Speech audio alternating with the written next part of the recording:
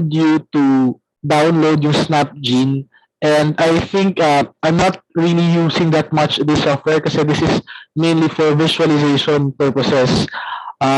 Usually we employ using the command line, but for the sake of those na walang background on invoking commands sa terminal, and yung basic scripting, basic lang din naman yung alam ko, I think yung SnapGene yung best na makakatulong sa atin to understand, no, and to it's a visualization software of molecular data, so that's really important.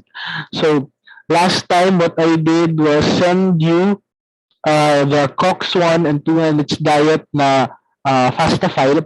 So FASTA, so for example, if you encounter these terms and you do not understand them, and maybe we can address. So when we talk about FASTA file, this is basically a file that contains all our sequences. Okay, it's usually marked by a greater than sign and then followed by a series of or a string, no, of characters. It can be it's alphanumeric, no. You can also have like common na mga tawag dyan. Ito, common na mga tawag dyan, quotations, tama ba? Like open and close na parenthesis, no, and so on. And make sure na walang space in between. And then you can input your sequence. Now we discussed last time bakit si DNA tsaka si protein lang, no, yung ating ginagamit. And when we are dealing with nucleotide sequences, that means that's either DNA or RNA. And if you're dealing with amino acid sequences, yung single letter representatives, that means we are dealing with a protein. So by looking at this, the file is named COX-1 in tuna and its diet, no. Basically, we are trying to barcode kung ano yung kinakain ng tuna at and then we have in here all those na published in literatures. Okay, so yung aim sana ng study na to is to try to understand ano yung dietary breadth ng tuna at different locations and then use metabarcoding. Kasi when you cut open the gut ng tuna, hindi naman lahat na merong sardinas doon or merong merong pufferfish or merong other smaller tuna species doon.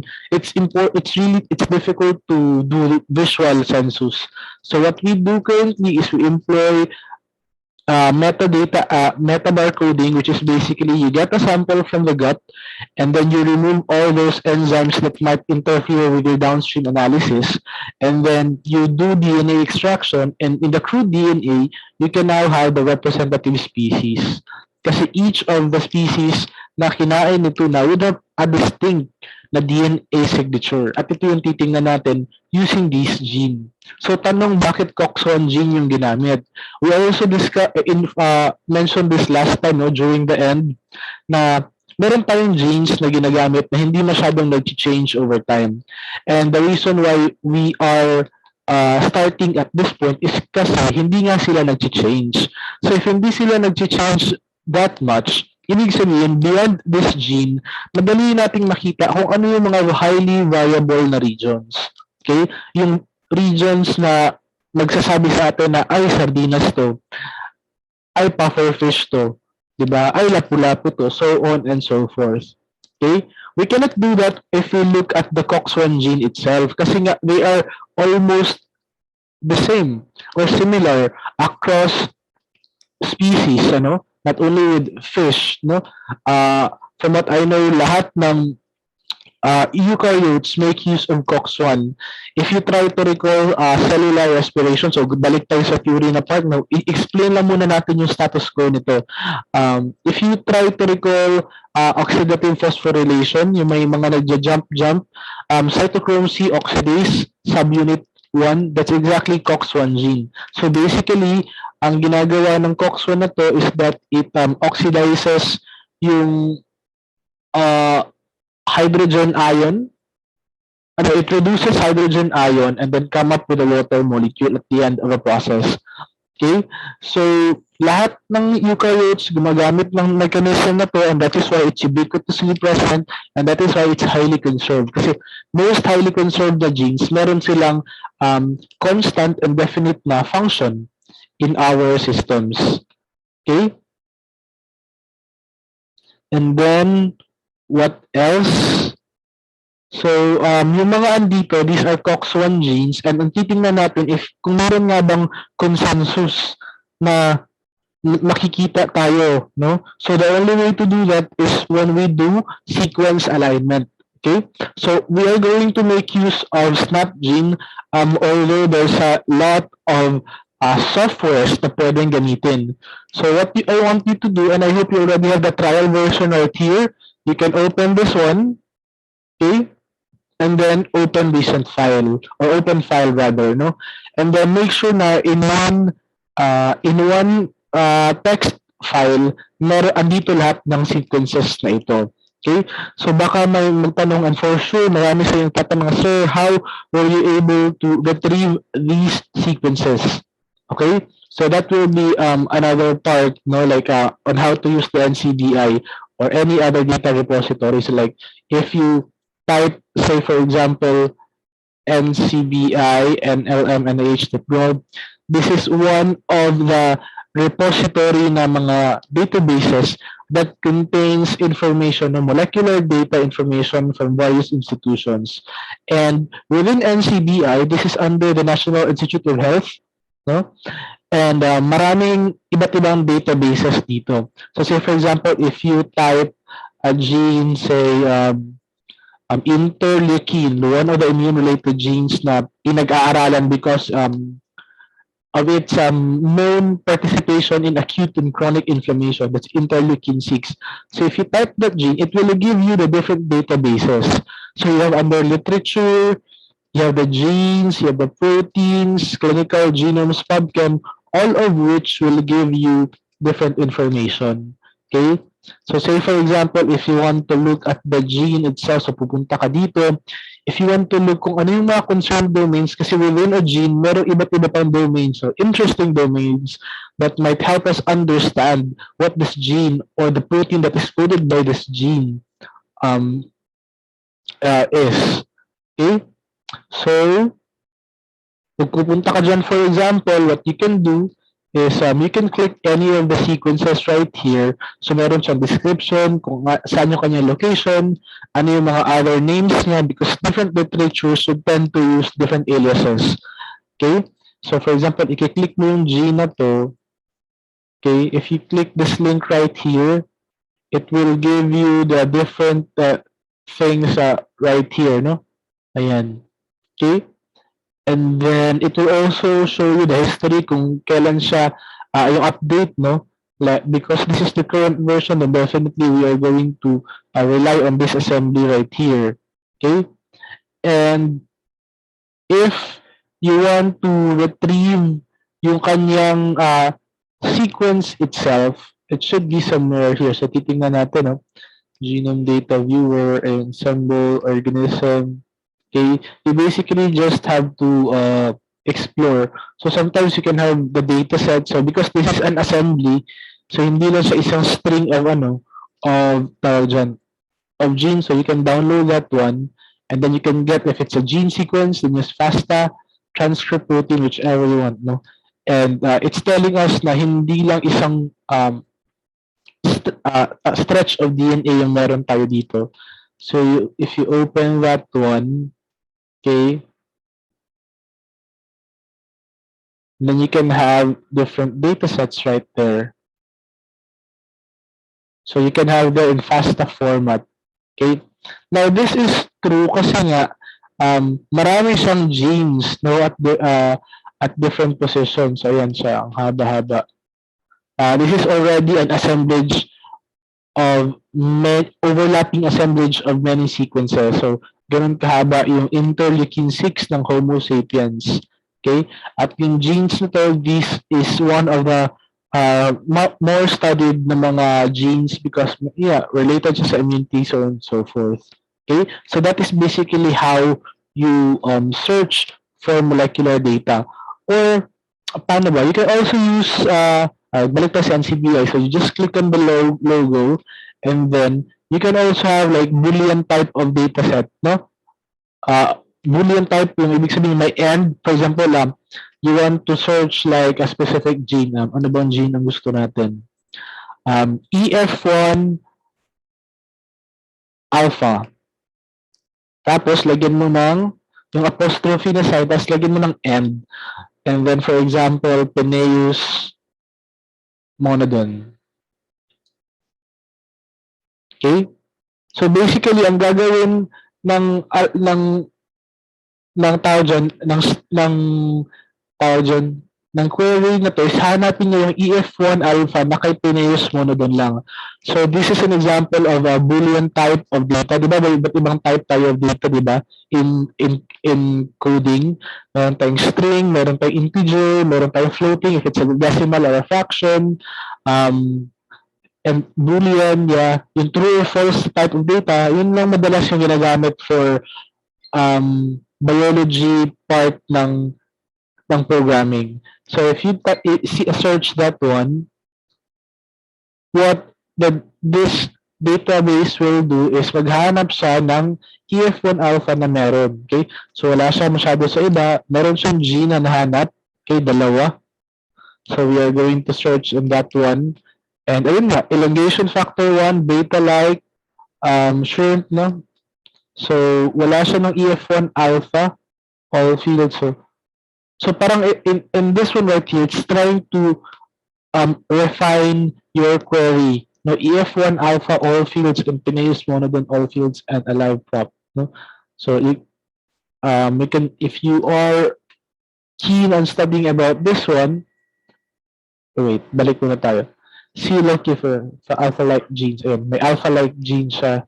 So this one is beta kasi, no? But this one is on pinayo sa Vaname, no? So if you want to download the sequence, you also have this one, download dataset. Okay? This is true if it's, again, sinabi natin, merong ganitong function if marami siya na mahaba siya na sequence, no? If it's an assemblage of so many overlapping sequences, then you need to download the dataset, and yung mada-download nyo will be a zip file, and then you need to open, and it will look like this. Okay? But if it's into one gene, ano ba yung example ng one gene lang? Let me search yung medyo hindi mahaba na gene. Heat shock protein. So proteins from the word itself na may kinalaman sa HSP51. May kinalaman din siya sa immunity na they are very much heat shock proteins are immune proteins also na may kinalaman sa immunity in a sense na it comes up with translated na proteins upon its activation. So, ang para sa intermediary of the different pathways, parang siya may signal na parang, because of the increase, say, for example, in temperature of an organism, it will prompt the immune system to make many more proteins, no, aimed to fortify yung barrier or yung defense ng isang organism. Yun yung alam ko sa heat shock proteins. So if you're going to click on this one right here, okay, so download dataset pa din siya, medyo mahaba pa din siya, no? But in some cases, hindi siya ganun kahaba. Like, ano ba yung gene for example, hindi masyadong mahaba? Pentraxin is not that long. Yeah. So, pentameric na protein. This one is a carb. Yan. Download dataset pa din siya, no? So, basically, before kasi meron siya yung parang fastify lang siya. Papakita ko lang sa inyo na you can directly download. So, if you type pentraxin in this one right here, and you can also try different, but don't be afraid to try different databases because basically we learn this by just, navigating through the web pages. So for example, I want the protein kasi alam kong protein ang pentraxin. I can click on that and then it will give me the different amino acid sequences. That's only for pentraxin. So this is helpful if you want to only study a particular na protein. Kasi in yung kanina sa gene part, it may not include every sequences that will be translated to a protein. Kasi if you have a string of DNA, alam niyo yung exon, intron, di ba? Intron, exon. Search ko na lang. Intron, exon. So, if you can see right here, talagang tamad mag-aro. Ito na lang, medyo ano siya, yan. So, diba, intron exon, from the messenger RNA, hindi lahat ng parts ng DNA will be later on translated to a mature na protein. Okay? So, as you can see in here, these intronic regions shown in blue are spliced. It will be removed, no, when it is translated to a mature RNA, which will then become a protein. So, si exon 1, exon 2, exon 3 lang yung magiging part ng protein. So if you want to get away with the blue regions, kasi nga interested ka sa protein, hindi mo pwedeng gamitin yung database na gene. Kasi the gene will include even the intronic regions. Okay? So if you're interested, for example, with just the traxine at the protein level, so you can have this one, your protein a database. And you can also search the database here. So for example, if you attempt or if you opt to look for other databases, then you can just simply click and so on and so forth. And if you want to get the sequence right here, di ba kanina merong download datasets, it's very straightforward. Dito naman, ano yung sinabi natin kanina? Yung ating FASTA file. So if you click that one, it will give you the sequences. And nakikita nyo na meron siyang ano, di ba? Greater than sign. So ibig sabihin, you can copy this one. So take note, pwedeng DNA or protein sequences ating gamitin. This one is protein, right? Protein siya, oh. Kasi meron tayong amino acid sequences, no? Yung 20 amino acid sequences na may iba't ibang letter. Okay? So what you can do is you can go and get a text file and then you can save it in one file, and then you can use it later for SnapGene. So that is basically what I did right here. I basically looked for the COX-1 sequences and then I downloaded it and then put it in one text file. So, bakit mo siya nilagay in one text file? Pwede ba namin siyang isa-isahin, ilagay? Di ba kanina dito pwede siyang insert DNA sequences. That should be fine, but take note, you're dealing with 20 plus. So, how much more if you have, say, 500 sequences? Would you be okay with putting 500 sequences in one thing? So, that is where things come difficult. This one is still very easy kasi you only have 20 plus, if I'm not mistaken.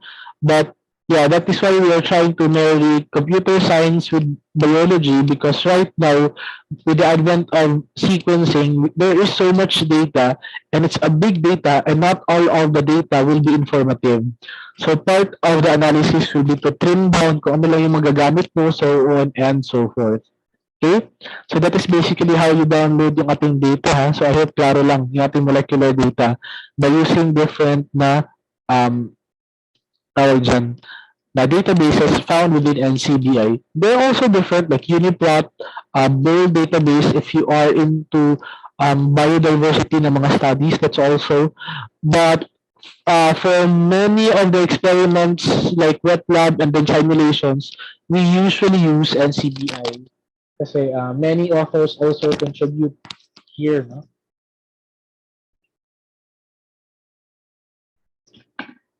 Okay. And then, what you're going to do, so bali sinortcut ko lang siya dito kasi I don't want to take that much time na ipapakita isa-isa yung pag-download nito, no?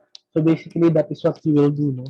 Again, you open a text file, and then after opening a text file, you look for the sequences, no? Just feel free to navigate. Huwag mahiyang mag-explore dito kasi hindi naman ito magpa-prompt na parang, uy, wrong ka, parang ganun. Hindi naman ganun. It's still a learning curve for me. Hindi ko pa nagamit lahat ng database dito. So, madalas ginagamit ko lang din noong masters, like gene, genome, geo, protein, but the rest hindi masyado. Okay? So, feel free to navigate. Okay? So for example, ano pang genes na pwede kaya? So basically, you just have to know kung ano yung gene na gusto nyo pag-aralan. Ilalagay nyo yung name dito like olfactory receptor. Akia daw, no? Alam na ito nila, Akia. Hello, Ki. olfactory receptor genes. It will give you so many genes, okay? And if you click on that one, okay, so maraming iba't ibang organism. And you can also have, tawag dyan, you can also narrow down by,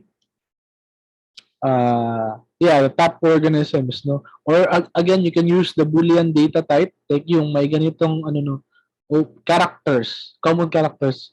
Ano yung sinabi ko kanina? Okay, and then you can have and so on and so forth of your organism of choice para ma-narrow down. Or you can also use this taxon um, part right here. Like if you are interested in a very specific na taxa like Equus, Asinus, Musculus is a rat, if I'm not mistaken. Tama ba? Para lang ano, Musculus. Yeah, house rat. House rat siya, okay.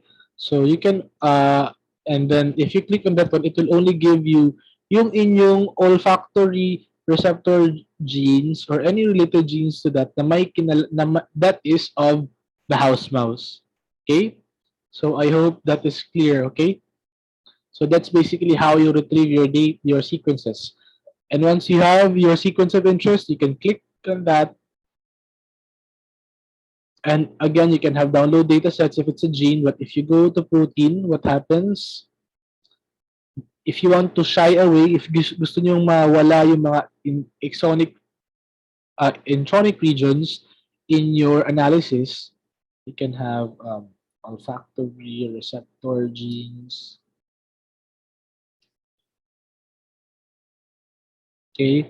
And then it will give you yung muse musculus na lang para consistent tayo. It will give you those sequences, no, of the mature mRNA that will be translated to a protein. Okay? So if you click on that one, medyo matagal siya. Ayan. So if you click on that one, this is on the amino acid level, no? Then if you click FASTA, okay, it will show you this sequence right here. And if you want the nucleotide sequences, allow me to check. No? Alam ko, meron yan siya dito sa the factory receptor genes. Okay. And then you need to go to the nucleotide and it will give you yung coding sequences at the tawag dyan, coding sequences na tawag, hindi siya amino acid, no? Nucleotide sequences siya. Do you follow? So you have the option to either click on the protein. If it's a protein database, you would expect, of course, na amino acid sequences yung ibubuga niya. But if you want, say, for example, the amino acid, the nucleotide sequences, so you go to the nucleotide, or you can also go to the gene. But the difference ng nucleotide sa ng gene, ano na sabi natin, dito sa gene database, it does not remove from the sequences yung ating intronic regions. Okay? So you might think of the intronic regions sa samok-samok raman na sila. It's actually not that samok kasi most of the intronic regions would house yung ating iba't ibang factors that will affect the translation into a mature protein. So, dapat meron din tayong theoretical background for that. Mahabang discussion din yan, di ba? Parang 3 chapters ata yan sa libro on how, ano yung iba't mga features within the intronic regions. Okay? So, kahit hindi siya magta-translate into protein, marami siyang ginagawa sa life in a nutshell. Parang ganun. Okay? So, I hope that is clear on how to download this database. Ano? Now, we go back. We already have all the COX-1 genes present in tuna and yung kanyang mga kinakain, yung mga alam na kanyang kinakain. So baka may magtanong or i-assume ko lang, Sir, paano mo malamang kinakain siya ng tuna? Ito yung mga recorded na kinakain ng tuna. Okay? And then I simply look for papers that tell na ito yung kanyang mga kinakain and then I look for COX-1 genes na pwede kong matingnan. Okay?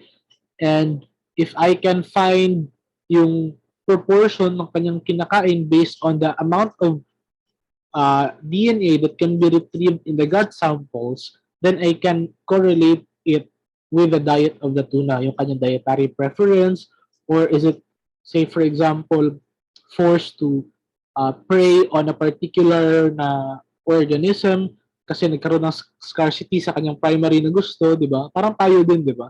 Pag wala yung gusto natin pagkain, kailangan natin kumain pa din. So maghanap tayo ng second na option natin because wala yung paborito natin, kumbaga. So ito yung pwedeng titignan ng mga studies na ito. Okay? So what I want you to do is, for example, try to perform. Yung pinakauna naman talaga dyan ay multiple sequence alignment. So we go back. No? So when you open this file right here, so make sure alam yung folder saan siya makikita. In my case, it's in desktop, and then I put it in a separate folder. Then you open tuna and its diet. Okay? So no, is that file a multiple sequence alignment? No. Kasi you can also save multiple sequence alignment as a file, no? Na meron na siyang inserted gaps and so on. So if wala ka niyan, hindi mo pa nagawa, you click no. And it will display everything right here. So you can have this pop-up na dialog box. So you can have the name of your analysis, and then you can choose as to where you are going to save it. So maybe have it Cox1 tuna and food. Okay. So you can all have this one. You can choose if it's circular or not. If you do not check this one, ibig sabihin it will be as a linear. So how do we choose kung circular or linear? Take note, meron tayong linear na DNA, meron tayong mga circular strands of DNA. If you try to recall yung sa atin last time on plasmid, plasmid is an example of a circular DNA that is present in bacteria, and it mostly houses or contains yung antimicrobial resistance na gene. So that is why it's very easy for bacteria um to tawag dyan, to evolve antimicrobial resistance kasi they can share their plasmids by the process of asexual reproduction, yung ating conjugation, di ba? So it's easy for them to pass one plasmid to the next. Okay? And I hope you don't mind giving me some parang background information before we start the analysis kasi nga there are so many parang important na mga concepts that we have skipped. So that is why we go first with the application and then understand yung theory behind. Okay? So reverse yung approach natin for this. So if you click on that one, it will convert the sequences as linear kasi hindi mo siya in-annotate as circular DNA. Okay? So as you can see, circular, tawag dyan, linear siya. So if you try to click here, yung iba't ibang COX-1 ng iba't ibang organism. So you have needle cuttlefish. SA is basically yung first letters ng genus at saka ng species ng needle cuttlefish. Okay? SL, yan. So you can, if you double click on that one, it will give you a separate na tawag dyan, na window for that particular na gene, ano. So if you don't want to save, just don't save. It will get you back to this one right here. So basically, what you want to do is to align, say for example, what do we mean by align? When we say we align sequences, gusto nating makita if ano yung regions ang may malaking percent similarity. So when you say similarity, does it mean 100%? No. What's also nice about SnapGene is you can adjust yung threshold na kanyang pwedeng gamitin to say na conserve yung region na to. So say for example, if you have 10 na genes, so at a particular position, if there is 5 out of 10 na nagsabi na A yung position na to and the other 5 is variable regions, then it will still declare na consensus yun siya if you opt to choose 50% as the threshold.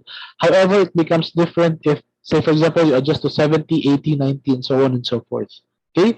So let's try to do that one. So you have in here ilang files? 23 na files. You go to, you go to assembly, as align sequences. So when you align sequences, merong iba't iba dito. Meron din to a reference DNA sequence. That is if meron kayong, this one is for cloning kasi when you clone a DNA and then you make many copies of it, meron pa ding mga sequencing errors. So yung inyong reference DNA will be original template and then titingnan mo yung sequences ng iyong mga ginawang copies. Okay? But in here, hindi naman natin gagawin yun. We are simply trying to align multiple DNA sequences. So bakit mo nasabing DNA? Kasi again, you go back if it's nucleotide or amino acid sequences. Okay? So I hope hindi tayo nawawala dyan ha. So align multiple DNA sequences and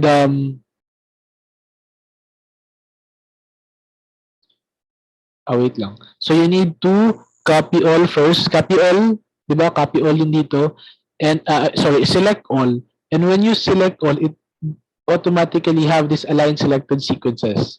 So kaya pala hindi na need hanapin dito. So you simply highlight and then align selected sequences.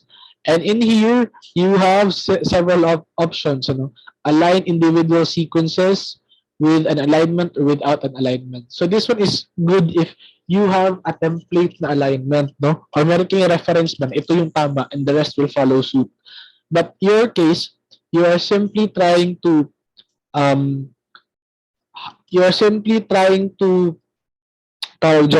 align yung AR1 COX1 with AR2 COX1, this AR1 versus AT1, AR1 versus CD, so on and so forth. AR2 versus AT1, basically it's pairwise alignment. And then those sequences that will give the most number of sequence similarities will then be considered as closely related. At ano yung implication if closely related yung dalawang sequences, no? If two sequences are closely related, then most likely they share similar functions, if not the same. Do you follow? Okay? Or if we try to look it on the lens of phylogenetics, the more closely related two sequences are, ibig sabihin, the more closely related also they are both during the course of evolution. Kasi nga, the same yung kanilang pattern over time. So if it's highly variable over time, marami yung kanyang changes na na-accumulate, most likely they are descendants from a particular ancestor nung unang dalawang sequences. Do we follow? Okay? And you can have in here the DNA sequences. Okay? You can uncheck if hindi nyo siya gustong isali sa alignment. Okay? So you can have your file name COX1 alignment. Another important thing is that you will be asked to choose an algorithm out of the four. So yung Clustal Omega, merong actually website for this one. MAFT is useful if you have substructures within a sequence. Say, for example, you have methylation sites, di ba? You have phosphorylation sites, you have site cleavages kung saan nag-attach yung enzyme. So this needs theoretical na background to understand. Okay? Tea coffee, I haven't used this one, but yeah, parang ano din siya ata. Parang ano ba yun? Parang progressive yung kanyang align. It will not align at once. Parang it will first align yung closely related. I think yung first 5, tapos out of the 5, meron siya kukunin isa, yung parang consensus. Versus naman sa isa, parang i-group mo sila into small subsets and then kung ano yung consensus ng kada subsets, yun yung kanyang i-overlap. Parang something like that. Pero for multiple sequence alignment, and if you're talking about one gene that's present in many organisms, I think muscle would be enough. So yung pairwise sequencing na sinabi ko kanina dito, that's an example of muscle na algorithm, no? Na type of analysis. So you can leave these settings right here na as is. But if you are really interested, you can tweak some of these. Make sure na you understand what each of these parameters are, no? So meron naman siyang mga description. Pero usually ako if it's just for cloning and just for metabar coding, muscle with predefined settings should be fine. And then I have my alignment right here, COX1 underscore align. So when you align, charan, it will give you something like this. Okay? So take note, ano yung sinabi natin kanina? Hindi ibig sabihin na 1% and 50%, hindi na siya consensus.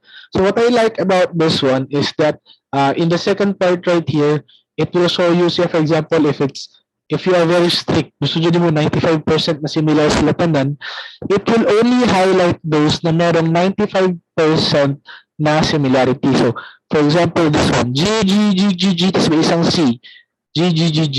So, hindi na-highlight si C kasi hindi siya part ng consensus na threshold. But if you adjust it, for example, to 70, so mas magiging marami yung consensus ngayon. Okay? So it really depends on your analysis. Ano? It really depends on what you're trying to elicit from the multiple sequence alignment. And this one, the first one right here, this is for the codon usage. There are organisms that tend to make use of some more codons than other codons. Parang meron silang preference na codon. Okay? Say, for example, if your organism is a human, humans tend to make use of some very specific na codons. Ano? You can type in there codon usage table. There's a codon usage bias. Ano? So if you have human,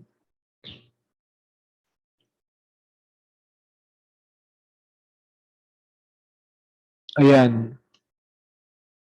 So, for example, ito na lang. Ito pa yung ating codon table. No? There are some, in human, for example, in making leucine, pwedeng apat. But sometimes, there are organisms na known na ito lang yung ginagamit niya or ito lang or so on and so forth. So, ito yung tinatawag natin na codon usage to bias. Now, although there are many specific na codons that can be combined to make a particular amino acid, but it seems na lahat ng leucine in that particular organism, puro isang set of codon lang like CUU, COC, or so on and so forth. Okay? Yun yung sinasabi dito. So we don't need to look into this one. We just say that it's equiprobable.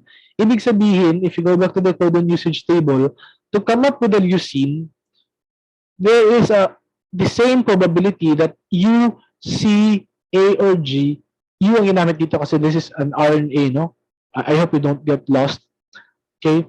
Yung probability ng apat na amino acids na to, and ng nucleotides na to, is the same. Kasi the rest would be CU, right? CU. Usually, it's the third codon position which will command, no? Yung kung ano yung type of amino acid na makikreate. For example, dito, coming up with phenylalanine, if I'm not mistaken, UUC. Diba? UUA, UUG becomes leucine also. Okay? Methionine, AUG of course, valine, alanine, threonine, di ba? So usually, ang design talaga dyan, yung first saka second. What will dictate will be the third codon position. That is why it's very important, no? Sorry. It's parang yun yung importance ng third codon position. However, if you try to look at mutation, mas deleterious, mas malaki yung consequence kapag nasa first and second positions. Diba? So, limbawa, if ACC na to dito, it will definitely be just serine.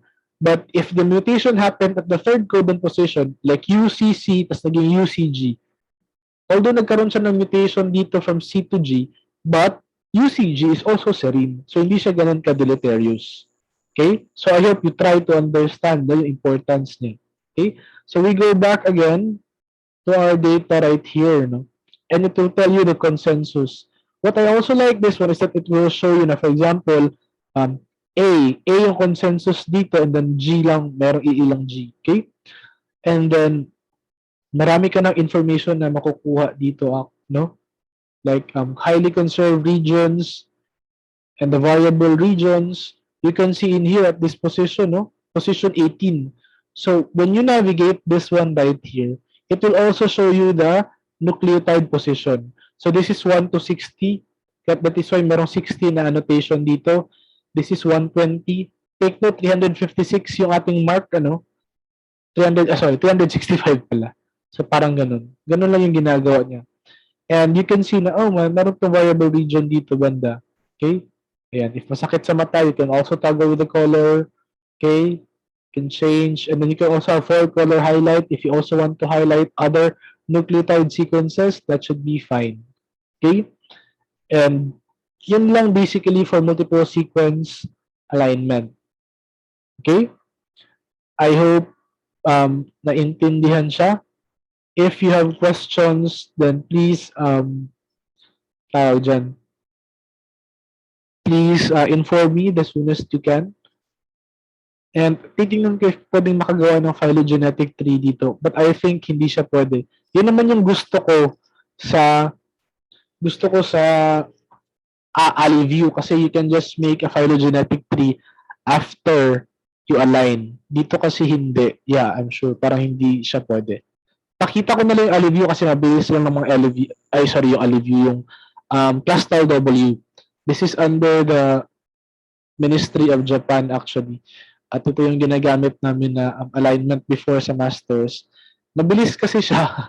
Yun talaga yung kailangan. Especially if you have a lot of data. 20 is putyo-putyo lang. Like if you have 3,000 sequences, maglalag siya if you use visualizing softwares like this one. So if gusto mo mabilisan, you go to this one. Pero hindi siya ganun ka, maraming chuchu. Okay? So you can have slow and accurate, and then you can decide if it's a protein or DNA sequence. You click on that one, and then you execute multiple alignment. You can leave the rest of the parameters as is, ano? And then, multiple alignment. So, ayan na siya. So, ito yung mga pairwise alignment na sinasabi ko kanina.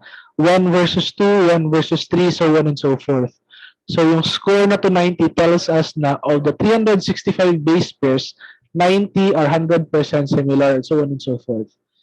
And it will give you alignment like this one. So unlike dito kanina na very, very informative, maraming annotations, it's very straightforward talaga. If meron kang asterisk, similar at that position. Meron kang asterisk, similar at that position. So on and so forth. But what's very advantageous of this is that after you come up with a phylogenetic, with a alignment, you can directly come up with a tree. No? So, if you are doing pairwise alignment, bali hahanapin mo lang yung similarity, and then kapag closely similar sila, dapat magkakalapit sila in a phylogenetic tree. You use the BioNJ or the bio-neighbor joining method na algorithm. The rest, that's a long discussion. And then execute multiple alignment. So it will give you a phylogenetic tree after, no? Which you can also download and then pwede nyo siya magamit for your analysis. So again, do not hesitate to look for other references. No? There's a lot of references. Each references, meron silang advantages or disadvantages. This one, it's very user-friendly. It's very pleasing to the eyes. Parang ganun siya ba? Ganun yung dating niya sa akin. Okay? And, ayun, you can adjust the consensus. Di ba? This one kasi, anong dito? Hindi mo siya ma-adjust. It will only choose pag the same dyan lahat, meron kang asterisk. Pero pag wala, kahit isa dyan, wala kang asterisk for that. Ganun ka-strict si Clustal W. Okay? So, balikan natin yung ating phylogenetic tree. It will look like this, ano? So, you can remove the labels if you are not into phylograms, di ba? So, that's and if you want to get away with the branch length, kasi in here, this is a phylogram, by the way, kasi merong time component, ano? Merong scale. But if you don't have to get away with our branch lengths, then definitely this should be fine. So it's telling us na, yung COX-1 genes are very similar na genes. And then, for example, if you will be asked, ano yung gene na closely related, say for example, sa COX-1 ng white sardine. Of course, that will be another sardine, gold striped sardine. But if we look going to the branching order, makikita natin na lahat ng sardines, Indian oil, Maderan sardine, gold stripes, white sand, they tend to form a particular grouping. Something na hindi mo makikita somewhere else. So this is trying to tell us na baka may sense din, no? May sense din naman siguro yung ating ginawa na we were able to group lahat ng sardines. Hindi naman siya makikita sa iba. Okay? How about yung shrimp and other crustaceans? Cuttlefish and cuttlefish also is in here. So we were able to separate at this point, diba? Tingnan nyo. Nag-separate yung ating shrimp, cuttlefish, and cuttlefish. Diba? Both of which are arthropods, diba? They are segmented na organisms. And then, if you look at our claim, nag-separate yung ating mga isda. So, lahat ng andito, hindi isda. Lahat ng andito, isda. So, it makes sense, di ba? We are able to delineate by simply looking at one gene, no? Na very distinct yung COX-1 genes ng mga hindi isda sa mga isda. And lahat ng tuna also were able to have this alignment, so on and so forth. Flying fish, puffer fish, or baka may puffer fish also. So, merong similarity din sila. Okay? So, that's basically it, no? So, just practice in the Keyhub course. I'm going to have the same thing, no, for you to practice. You will be given another data set of one gene. Ako na yung maghanap. Or pwede din naman kayo para added feature para you can go back here sa atin on how to use NCBI, and then you can simply type a gene of your choice, and then you can put in a FASTA file. So basically, FASTA is a text file that contains your genetic information. You can open that file to upload your sequences at once, and then you can perform multiple sequence alignment, then coming up with the phylogenetic tree. Diba? Mas informative siguro yun. Okay? Last IBO kasi, last PBO kasi lumabas yung mga about ganito, no? Like you have to generate a phylogenetic tree and you have to analyze the resulting alignment. Parang ganun. So it's really important that we at least master this one. Again, I hope you don't mind me inserting every now and then those important concepts, kasi if we just simply do this without mapping out those important concepts, it's really difficult for us to do the analysis. Okay? And the reason why I am skipping, say for example, yung mga hindi needed na information is because hindi natin siya kailangan now. Diba? So let's be practical on that. And I hope you don't mind me, going back every now and then sa ating concepts. Okay? So thank you very much. That's it. Okay? I will upload one more so that you can, have more hands-on. Okay? So God bless, guys. All the best.